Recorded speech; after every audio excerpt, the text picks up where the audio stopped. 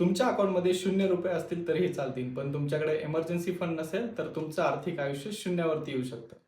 Emergency fund create करणं का महत्त्वाचं आहे जाणून घेऊया. इमर्जन्सी फंड म्हणजे एक अशी रक्कम जी अचानक येणाऱ्या मोठ्या खर्चांसाठी राखून ठेवली जाते. जसे की नोकरी जाणे, हॉस्पिटलचं बिल, गाडीचा येणारा अचानक खर्च. या गोष्टी कधीही सांगून येत नाहीत. त्यासाठी इमर्जन्सी फंड क्रिएट करून ठेवणं गरजेचं आहे.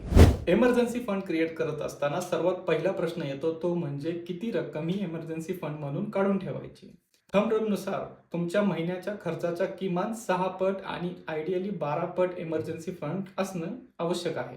जर समजा तुमचा महिन्याचा खर्च हा ₹30,000 आहे तर कमीत कमी 1,80,000 इमर्जन्सी फंड असावा.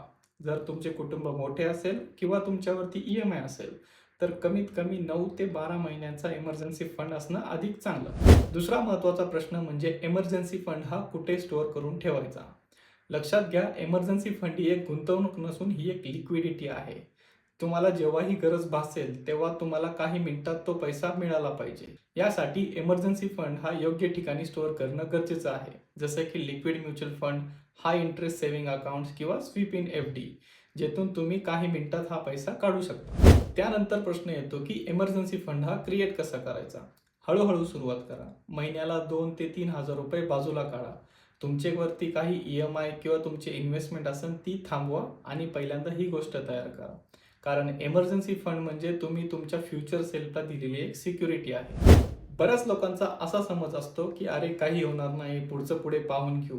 पण अचानक आलेला 20-30 हजार रुपयाचा खर्च हा क्रेडिट कार्डच्या व्याजामुळे 50,000चा होऊ शकतो आणि तेथूनच कर्जाचं चक्र सुरू होतं. म्हणूनच इमर्जन्सी फंड करणं हे आवश्यक आहे.